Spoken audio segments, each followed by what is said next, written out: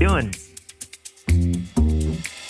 So, everybody, welcome to the first ever broadcast here of Asockalypse Live, presented by Asockalypse News Network. I'm your host, Trevi Sock. So, this is the first episode that we're doing of this. In the future, we are going to do this live, so we'll have chat, and you'll be able to go ahead and ask questions live, and I'll answer them.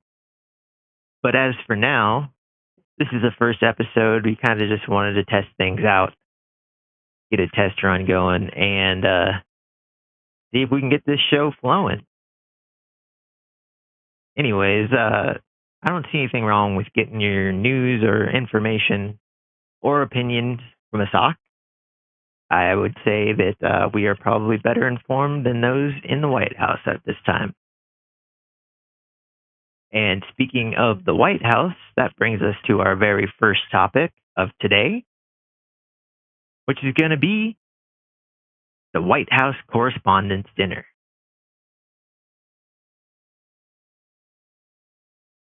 Now, I'm sure we're all very familiar with this debacle that took place, the White House Correspondents' Din. Does anyone else miss the days when politicians actually had to try to get people to do what they wanted them to do when it comes to lying? The boomers amongst us remember Watergate, where President Tricky Dick Nixon took to television to ensure us all he wasn't a crook. Or the CIA had to convince us a random grifter blew JFK's head off from a grassy knoll, which I don't think a single human had ever heard of a knoll at. Anyways, this overall debacle that took place is quite a situation. And I gotta say, anybody out there who believes that something fishy went on here, you're probably wrong. In the past, lying to the American people at least had the illusion of taking some form of effort, which given today's political landscape is a time I'd yearn to revisit. Now, all we get is what essentially is a puppet show, with inroads in achieving the often nefarious goals of our elected pedos, with zero follow-up or even the slightest modicum of remorse, leaving a wake of confused and utterly detached citizenry, and it is fun. So today, we're going to go ahead and talk about the White House Correspondents' Dinner.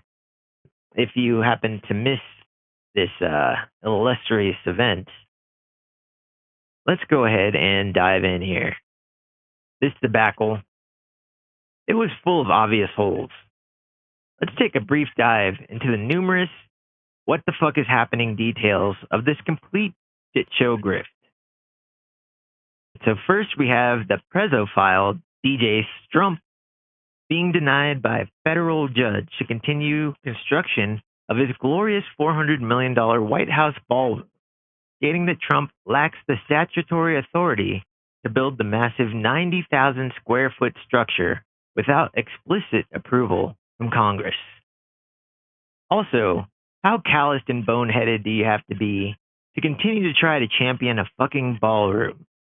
While meanwhile, gas prices soar and we continue sending trillions of dollars to our homies like Israel and the Ukraine, who continue to march the world towards Armageddon. What better time to celebrate, right? Not to mention, the pussy grabber himself knows how to throw a party like no other. And the way you look tonight.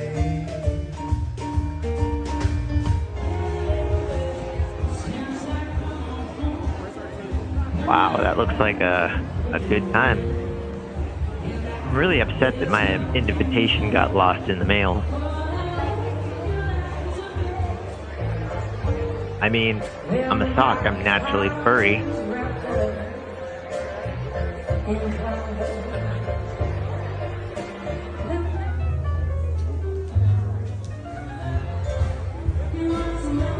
Hopefully he budgeted for a litter box for these savages.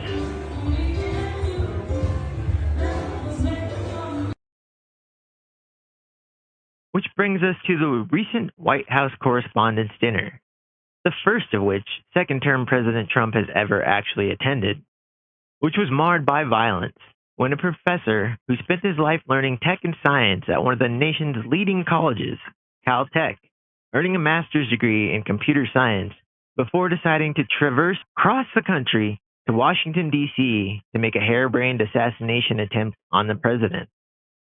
This is an astral path of most scientists, by the way.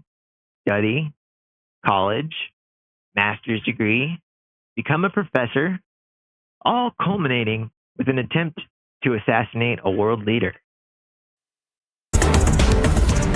Welcome in. We begin with new details today about the man accused of trying to storm the White House Correspondents' Association dinner and kill President Trump. A new court filing gives us a timeline of the suspect's actions in the minutes before it all happened.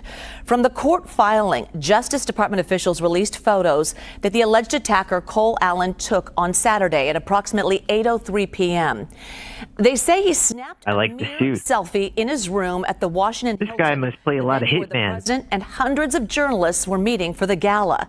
The photo shows him wearing a black dress shirt, black slacks, and what appears to be a red necktie tucked into his pants. An enhanced version of the image shows he also appeared to be wearing a small leather bag, a shoulder holster, a knife, and wire cutters. The suspect then made his way to the terrace level of the hotel and rushed the security screening Whoa, look at those moves. with a shotgun. Our own Matt I wonder how quick this guy's 40 time is. Suspect coming at her. I just saw him running. I heard bang, bang, bang, and he fell. And then immediately they were on top of him. You know, I get arresting the guy, but does he have to be naked? What happened here? And the shotgun. Oh, I forgot to his about the administration we're dealing with. And Carry on. Deemed it safe to get the hell out of it. An affidavit in support of a criminal complaint says an officer drew his service weapon and fired multiple times at Allen, who fell to the ground and suffered minor injuries but was not shot. Allen was subsequently arrested. So Anna Schechter, senior coordinating producer of the CBS News Crime and Public Safety Unit, joining us now. Anna, can you walk us through more of your reporting and the timeline that we're now learning? I think we get it. Sure. Well, that photo that we were just looking up. So nothing out of the ordinary here, right? Unfortunately, there are a few strange things about the night which raise questions. For example, White House Press Secretary Carolyn Leavitt, who sticks out to me as a person of disinterest in the night's events, dropping gems like this hours prior to the event even starting. He is ready to rumble. I will tell you, this speech tonight will be classic Donald J. Trump. It'll be funny. It'll be entertaining. There will be some shots fired tonight in the room. So everyone should tune in. It's going to be really great. I'm looking forward to hearing it. I love it all. And you wrote most of it, you said. I can't take credit. In true Donald Trump fashion, the man puts his pen to the paper himself. So it's a lot of his own work.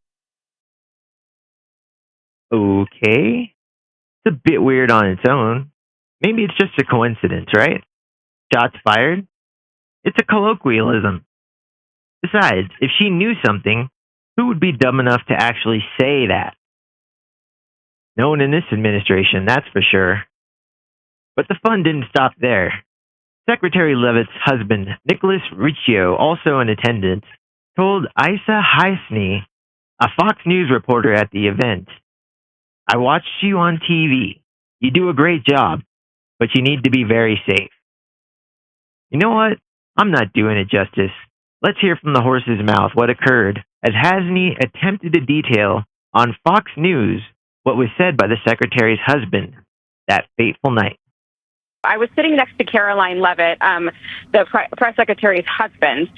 He was one of our guests. He was seated right next to me, and right as the dinner was starting, the national anthem happened, and then he kind of leaned over and said, "I watched you on TV. You do a great job.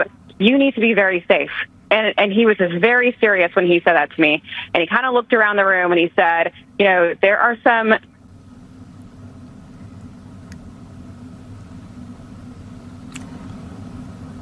Sounds like we lost Aisha's phone there. And this happens, by the way, especially when you have so many people attempting to utilize the same cell service at the same time. Nothing fishy there. I mean, more than one person using the same cell service at the same time? What would you expect? I mean, by that measure, none of us should be able to make a phone call while someone else is in the room using their phones, right? What do you think this is, Hogwarts? We can just do magic here? She should have waited her turn just like the rest of us. So just as attendees were wrapping up the salad course of the White House Correspondents' Dinner, Donald and his wife Melania were seen talking with Carolyn Leavitt and CBS's Weijia Jiang as the pandemonium broke out. So those of us with any degree of common sense may ask themselves, did this cute couple know something about what was going to happen in advance? Unlikely. Don't be such a party pooper. Then you have things like this lady, a volunteer by the name of Helen Mabus, also in attendance at the event, who said she was checking tickets and saw the suspect in a makeshift room, putting his gun together under the supervision of none other than a security guard at the hotel. Okay, so you're taking tickets at the terrace level? Yeah, and everyone was pretty much in, and a lot of people had already gone. We were doing dinner breaks in the shifts. Yeah. And I was just out there, and there was still security there, and I was even talking to a security guard that had a dog there. Yeah. And there's a room, well, it was like a makeshift room. I think they had it closed off to wheel in the bar carts after the reception. All these numerous bar carts going into this area, I think, to go in the elevator downstairs. Okay. So it looked like a makeshift room. I mean, he was literally from me to that building, and there was a security guy there too. I mean, I don't think anyone knew what he was doing. Describe him. What did he look like? I'm not He even looks like sure. he'd be a blast to drink What with. made you think he's the shooter? How do you know he's the guy? I saw him put the gun together and start shooting. Oh my God. Yes, I mean, he put it together and started and ran towards the stairs to go down to the ballroom. Who did he shoot? In what direction did he shoot? What did he shoot? I don't know what he shot. It just seemed like he was shooting all over the place. How far away? How far away were you when you started shooting from him? From that building to here. Did he shoot in your direction? No, he shot like over towards that way. Like the magas to go in were behind me, and I guess he was shooting towards them. They were starting to tear them down even. Tear down the what? The magas, the metal detectors that you have to go. So a bit strange, eh? Anyways, let's get to the shooting itself. As the gunman rushed past the security desk and towards the ballroom, inevitably, President Trump and his lice parasite, J.D. Vance, were quickly ushered out of the ballroom and their impending doom by Secret Service. Although I must say, the vibes were a bit different for each of these Scrotuses. So here you can see the security team quickly and efficiently rushing Vance out of the ballroom, as you do when someone with a gun is headed in their direction. No funny business here, but if you notice, the president himself, who you would assume to be a bigger priority than his VP cohort, can hardly be bothered not to nonchalantly shove another prawn down his gullet before being half-heartedly rolled off his chair by security, almost 30 seconds after Vance was shuffled out. With all the urgency of a beached walrus being pulled reluctantly from his third bowl of clam chowder by a gaggle of SeaWorld staff. Take another look at this. There we go. Got Vance. He's out quick. And bam, here comes the commandos. They attempt to lift the walrus from the ballroom, and he expectantly stumbles along the way.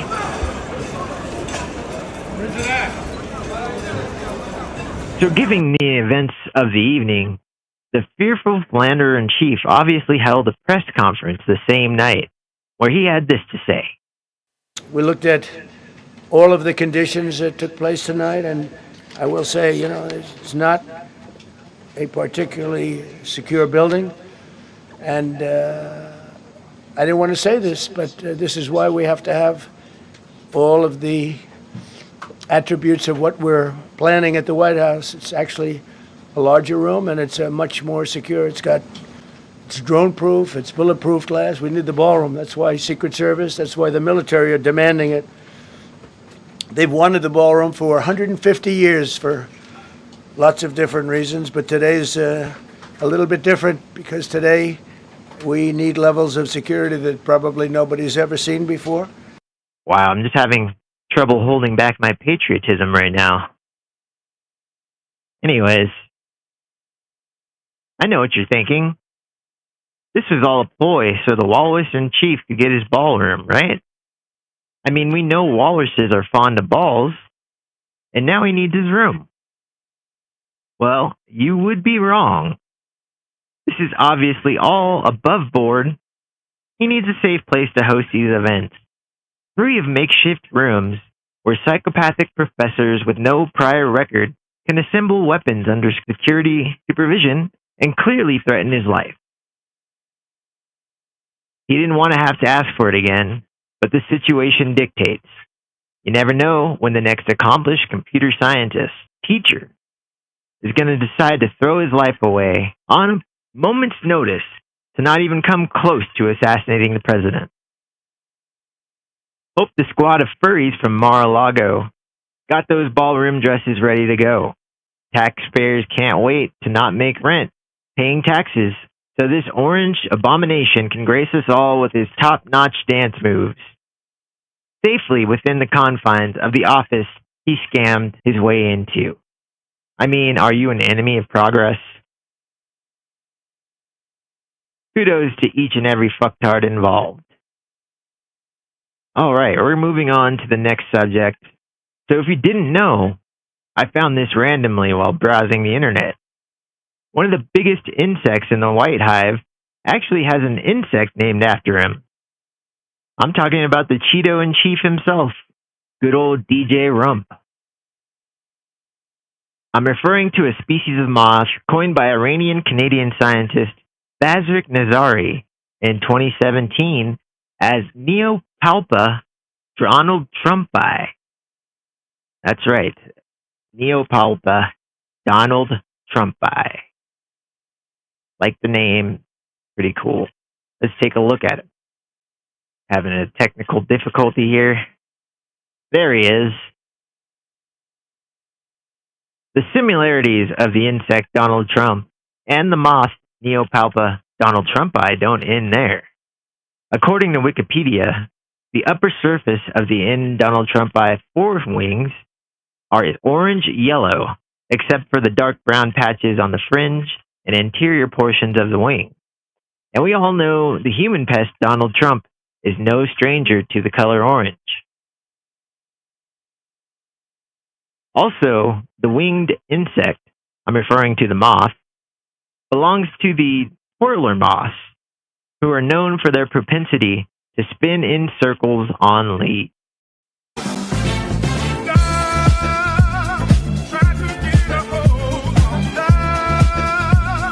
Here we see the insect doing its spinning mating ritual.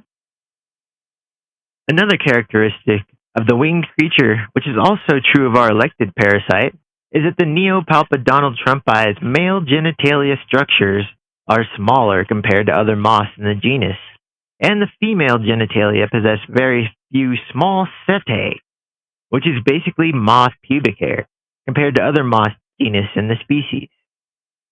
And if the Epstein files have taught us anything, it's that President Donald Trump definitely prefers a female with very little pubic hair, primarily because it hasn't grown in yet, but still, they're very similar in that regard. And finally, according to scientists, much like the Orange Man, the Neopalpa Donald Trumpi's habitat is threatened by urbanization. There's uproar tonight over a profane comment from President Trump that he made while referring to immigrants from Africa, the Caribbean, and Central America. CBS News has confirmed the president said, "Why are we having all these people from expletive countries come here?" The president made the remark while talking about Haiti, El Salvador, and Africa. CBS says president suggested the U.S. allow more immigrants from countries like. So today, we salute scientist Bazrik Nazari for utterly cooking here with pointing out the similarities of the sweater-chewing insect and the moth in ways that just happen to be absolutely hilarious, and giving this wispy insect a perfectly fitting moniker. Now, only if we can get it to run for office. Kudos there, Nazarick. All right. So, we're going to go ahead and move on to the next piece of business we have here. And that is the Hantavirus.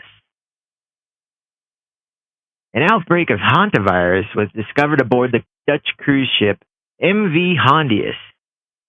Hantavirus, not Hantavirus. I mean, we just talked about some other things. I'm not going to drop any hard ERs here. Let's go ahead and see what happened and how we got this disease. Tonight, the cruise ship MV Hondius is docked off the West African nation of Cape Verde, officials revoking permission for passengers to disembark. The ship set sail from Argentina more than 4 weeks ago, promising its 150 passengers a journey to several exotic places, culminating in Antarctica. Now, passengers are stuck on the ship. Medical investigators believe 3 passengers have died from the Hantavirus. 3 other cases are suspected. Hantavirus is a rare respiratory disease that can kill up to 50% of those infected. It's the same illness that killed actor Gene Hackman's wife last year. This really is a detective story. So they're going to have to figure out, okay, where was the boat? Where were the people? When could they possibly have been infected with rodent droppings or urine or saliva?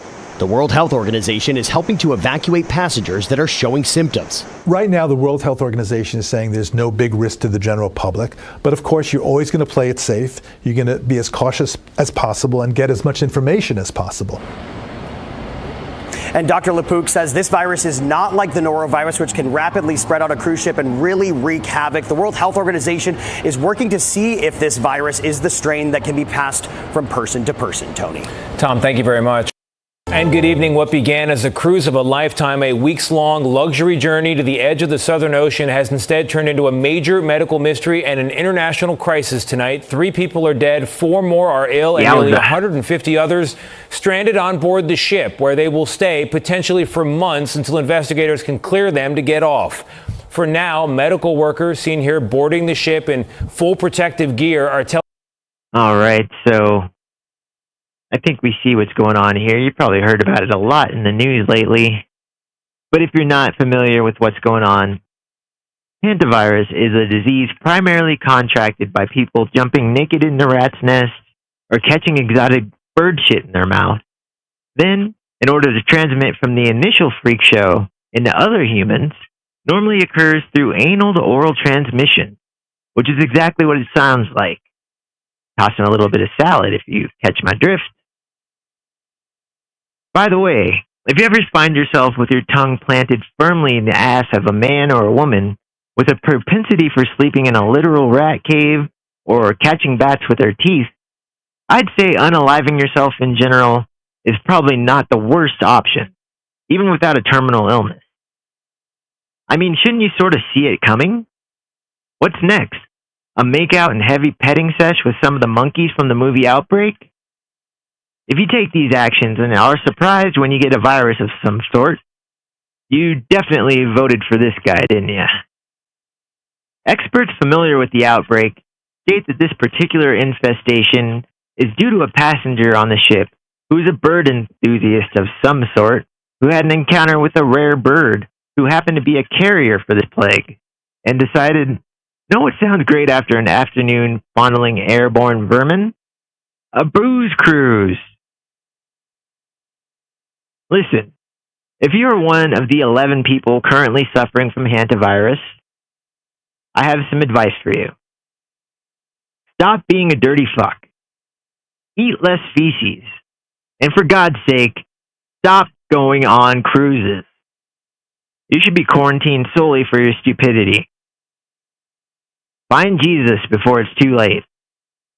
Stop being disgusting. And look, this is coming from a sock. I know a thing or two about being dirty. I mean, I've been on LeBron's feet before. And I still find you disgusting.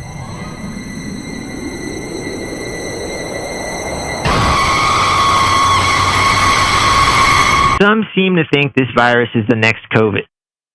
It is not. Again, unless we all start eating the assholes of sewer-dwelling vagrants and diseased rodents for dinner. This thing just doesn't have the legs for it. Oh my God. Can we please get LeBron's lovely foot off the screen? It is giving me PTSD. Anyways, regarding the Hantavirus, nice try, CDC. Until AZT Fauci is hanging from a tree by his evil nutsack. Good luck having anyone locked down again. Alright, next thing we're going to talk about. It's definitely something that's been all over the news.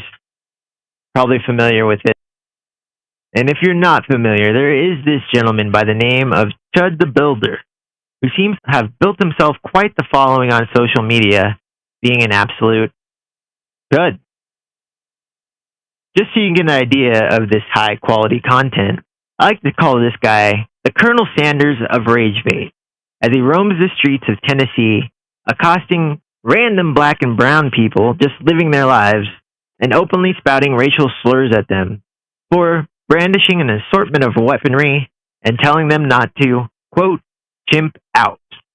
Since I first laid eyes on this mustache gem of a man's content, I knew he was not long for this world. Some stars just shine too bright to be confined by this feeble human form, and this guy is a gleaming example of this phenomena. For example, this video, where he antagonizes a group of black teenagers minding their own business, with numerous racial slurs, before using bear mace on a teenage. You too, you fat mud shark bitch. Check it out. Come sucker punch me then, you dumb mud shark bitch. Y'all all gonna be famous. White trash, bro. Come kick my ass. Did you just hit me, bitch? I will fucking You just did. Fucking try me, bitch. Try me. All y'all going to jail. Fucking dumb bitch. Come on, bro. Pick up your shit, dumb man. Pick up your shit. Oh, you fucking made me. Come on. Y'all going to jail. Pick up your shit, bro.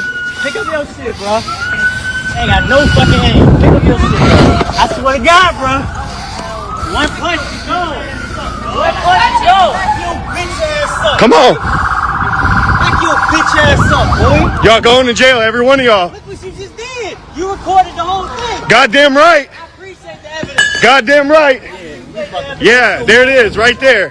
He's gonna kill your love. I'm calling people niggas gonna kill your love. You gonna kill me? Come on. Please stop reaching her. Every one of them go to jail. Every one of them going to jail. He recorded the whole thing. It's live stream. He recorded the whole thing. Everything's live stream. Goddamn right. Me. My friend. Ain't nobody touching. I'm at my truck. They followed me down there. I'm live streaming the whole thing. And then he started vandalizing my truck. Hang out right here. Stand right there. Fuck that bitch's eyes, bro. She made me defend myself. Yeah, she run up on me, hitting me. Hey. Don't. I mean, what's not to like? With charisma like this, who needs the KKK? David Duke be damned. Or this clip, where he's spreading the word of casual racism with a group of black gentlemen in the park before threatening them with a thorough pepper spraying for their objections. Class act, this guy. Yeah, I can. Yeah, I can. When somebody- Y'all got to learn the law. No, well, Y'all got to learn the law. If somebody Don't walk up on me. Stay right there. what's going to happen? It's a public park. What's going to happen? Walk anywhere in public. Keep coming up. We're going to punch me? Walk anywhere in public. I'm going to mace your ass real quick. Mace? Oh, is that all? So you're one of those guys. I'll spray the shit out you, yeah. I would rather you punch me in my face. Just learn how to act, bro. Learn how to act. Learn how to ask. Learn how to ask. Why are you acting like a nigga right now? Acting like a what? You heard me. Sit down. Oh, sit down. If I stand up, what's the penalty? Come on. Look at him. If I stand up, what's the penalty? Y'all need to learn how to act. Don't make a move, man. Y'all need to learn how. We can record all we want around here. It almost looks like he's trying to use his camera for protection. Come chimp over here. Come chimp over here. Maybe these guys aren't going to slice me up if their face is Act on like camera. animals, yet you're chimping out. Look at these niggas So they enjoy chimping the out. park a lot more than a jail cell, right? Don't walk up on me. Don't walk up on me either. Let's go. You hear me? It's cool, man. We got the white cuck. Let's go. Come on. Race trader. Man, fuck that shit, dude. You're talking crazy, man. No, Even I'm the saying white it's a people would like you to constitutional move right to on, record. sir. I asked them if they need any water. I can say whatever I want. Ain't nobody antagonizing nobody. He's And chimping out. yada, yada, Nigger's not yada. antagonization. It's called freedom of speech. He doesn't leave. It's an You're a race trader. You're going to be viral tomorrow. So just walk away. I'll say what. Chuddy Boy's videos have gone so viral, even legendary rapper and spiritual leader Waka Flocka Flame had to weigh in on his content. Hey, P-Gang, right? It's a little dude that I seen, a little white kid right around asking black people how they chimping and shit like that, calling them niggers and all that. Hey, bro, that shit lame as fuck. Let me tell you why it's lame.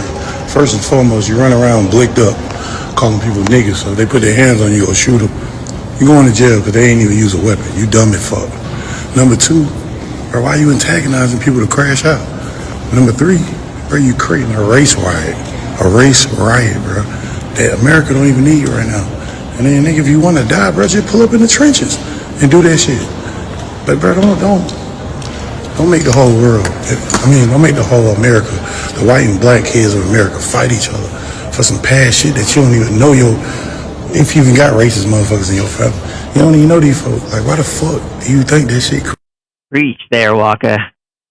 Listen, shooting stars truly do burn bright and fade quick.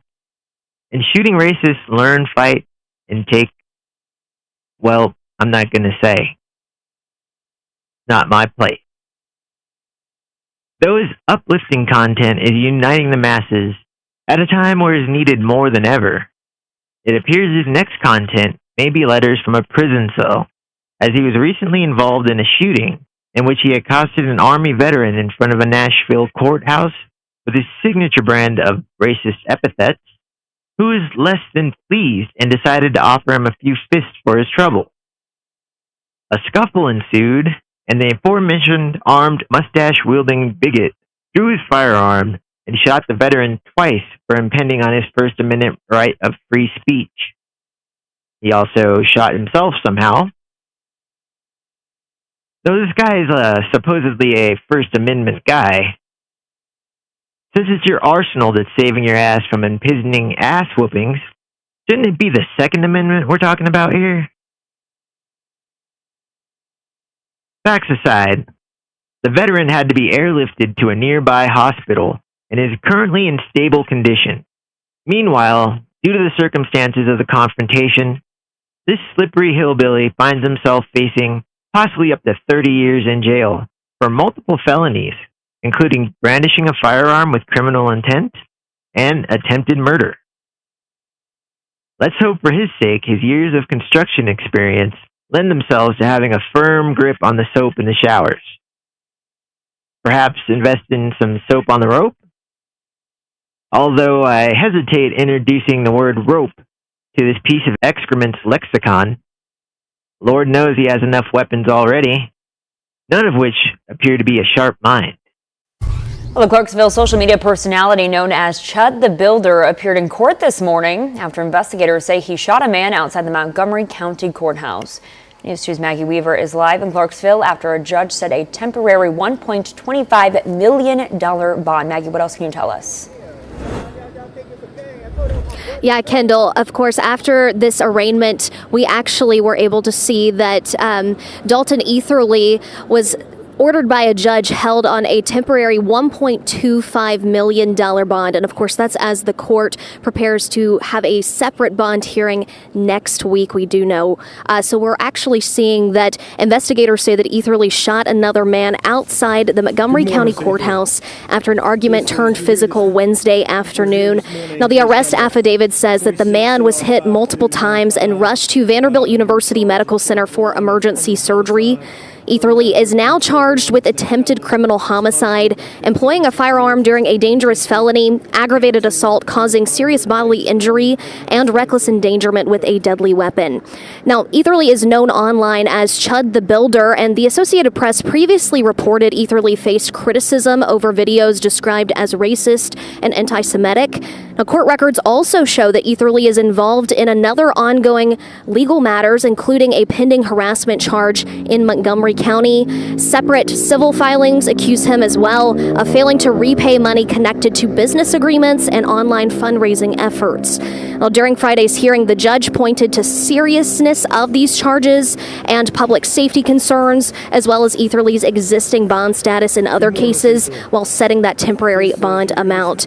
Now, that bond hearing is scheduled for May 21st, and then that preliminary hearing will happen on May 26th. Reporting live here in Clarksville, Maggie Weaver, News 2.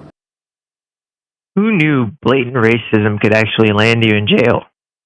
It's crazy. So, it appears we will soon bid farewell to this exemplary man who stands a steadfast example of how doing just about anything for notoriety in this hollow, soulless social media landscape can lead to your own demise quicker than you can skip out on a dinner bill.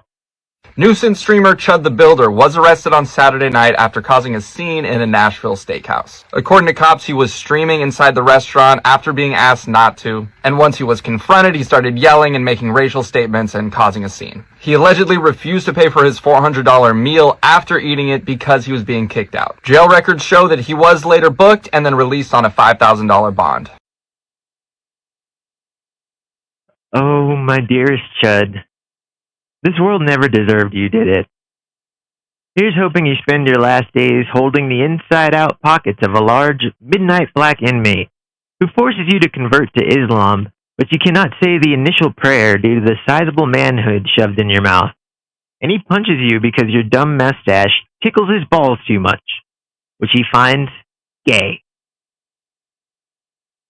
And another thing I've been pontificating on about men, primarily of the paler complexion. The sock world, they would be those washed with the whites load. I think we as a society should start being weary of people with very unique mustache styles. I mean, there's this douchebag, a certain infamous Austrian dictator, Stalin's rock and goatee stash combo, even some people we consider to be modern heroes in this day have rocked some very questionable facial hair. Find me one who hasn't done something horrible. Who? This guy? Well, actually...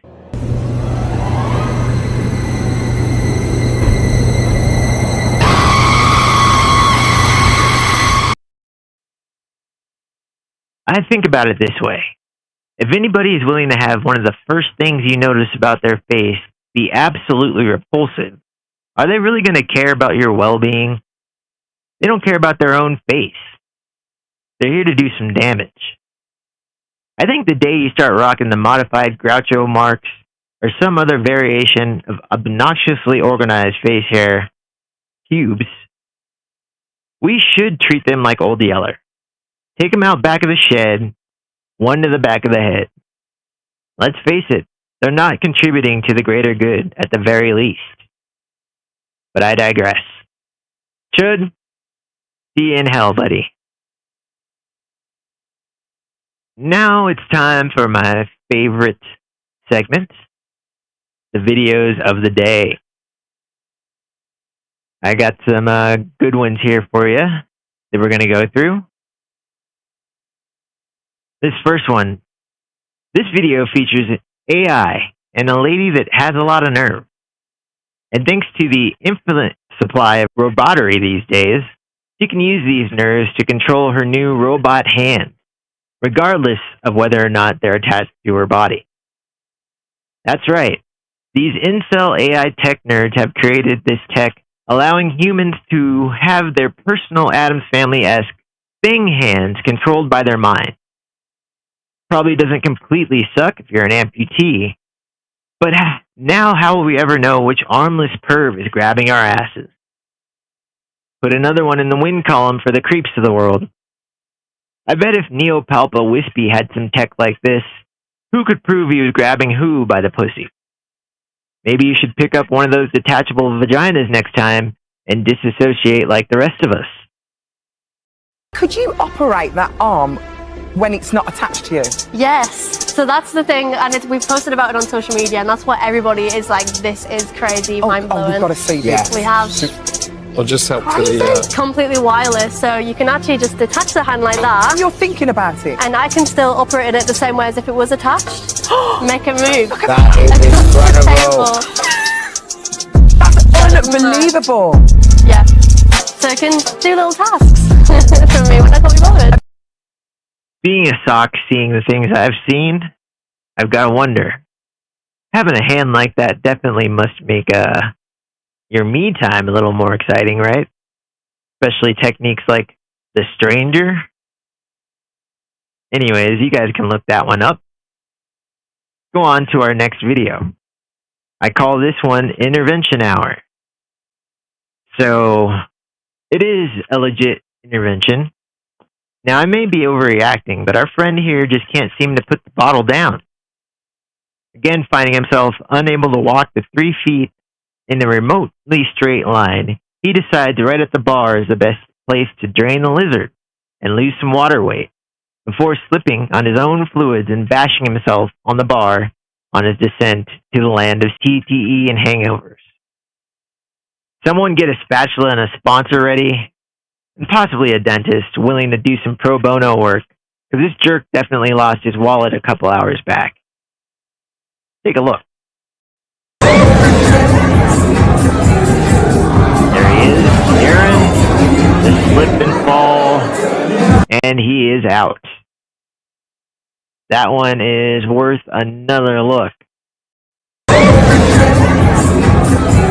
Again, and the knockout. Beautiful stuff.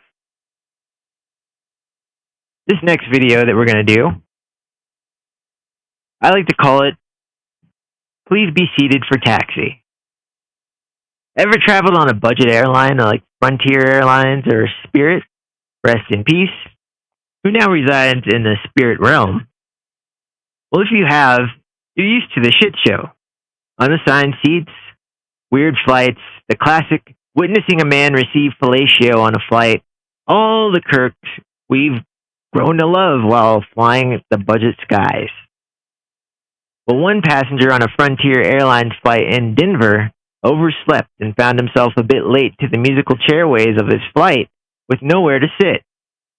Determined to make it to his Yu-Gi-Oh! Convention in Cleveland, this man decides to try his chances by strapping on his rollerblades and grabbing a hold of this Boeing 747, just like he and his brothers used to do with the city bus for a free ride to Baskin-Robbins. Unfortunately for him, the 30-second flavor on an airport runway is Pink Mist, which is a new interactive flavor in which you become the dessert. Not sure how he hoped this would have ended, but I bet he wishes he'd taken the open middle seat 37B. Sure, Tanisha weighed 350 pounds and Jorge had chronic explosive diarrhea, and there was a long line from the bathroom before the plane even moved. It still beats becoming an unsavory dessert on the runway. Take a look here. See the man. And now you don't see the man. Anyways, sad. All the best, Jerry. You will be missed. Get it?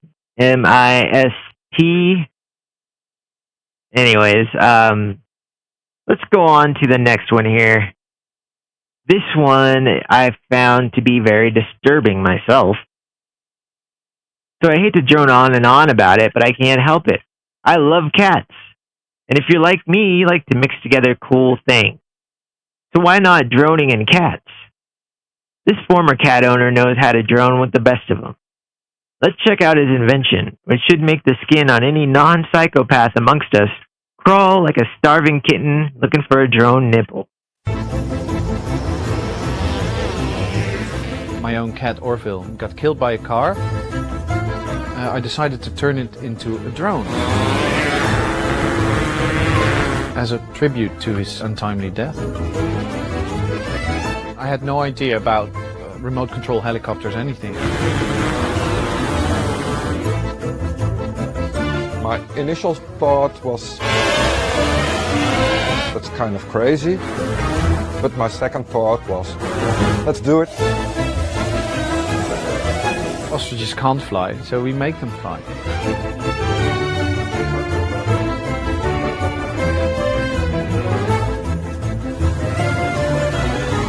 Everything is better when it flies. Big trays of salmon salad are better when they're flying.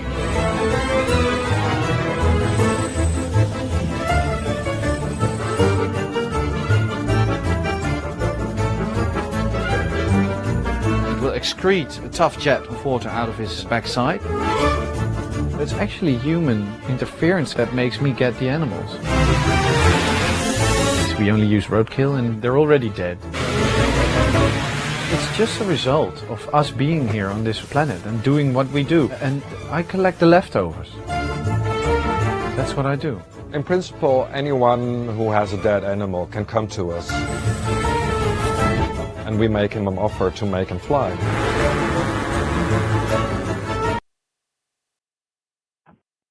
My only question is, why? I could drone on and on about the depravity of this for hours, but to be honest, I'm getting sick of this shit. Lock him up. And the last video that we're going to talk about today, I've coined this one, Freezing Time. For those of you who are fans of the good old-fashioned time vortex, maybe you think you can link up with this group of travelers in San Francisco, California, who found the ultimate way to freeze time, doing way too much fentanyl. Look at this group of space cowboys who happen to find themselves all but suspended in time, as their brain cells are destroyed at an alarming pace. Oh, what fun. Let's check it out.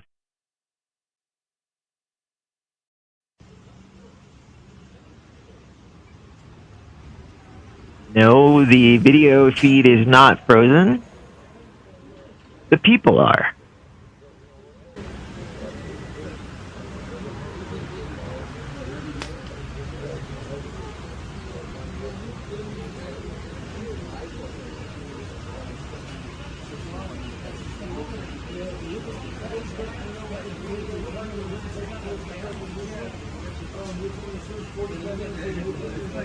Looks like that guy was about to rip ass or something before he was hit by Sub-Zero.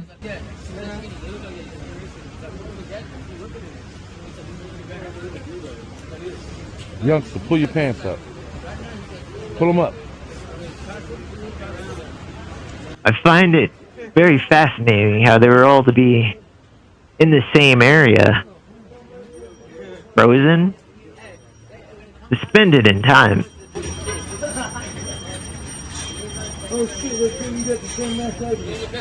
Kind of reminds me of that movie, Project Hail Mary, where the guy was in a coma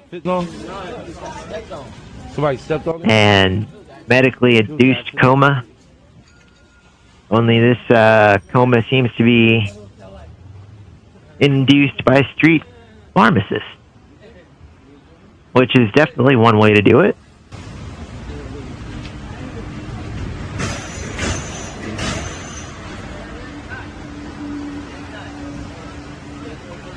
Trying to do clean it.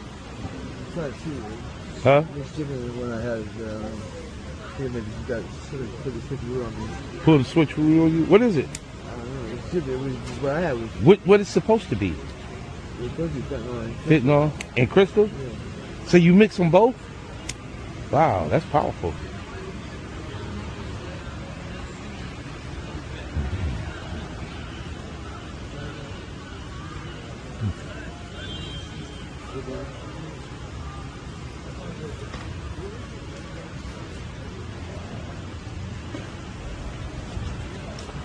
Y'all sitting up getting high together. Y'all know each other's name. He said, what's your name again? Oh, nice to meet you. No, I know you're not. Youngster, let me ask you a question. What city you from? Sacramento and Placerville. Sacramento, Placerville. Goddamn. What city you from? From Washington. Washington. Goddamn. You okay? I just like to know what city. Like, how many people come to San Francisco from different states or cities? Yeah, I did. Yeah. How long you been here? Since me and her been here since February 24th. February 24th. Why you come down? What was your reason for coming to San Francisco? You. What happened to us? Yeah. We just lost our house. Our dog passed away, and his mom passed away almost in 2 months, and we just left. But what made y'all decide to stay in San Francisco? So, that looks like an absolute hellscape to me. And I think that's a great place to end. Also, there's a war in Iran.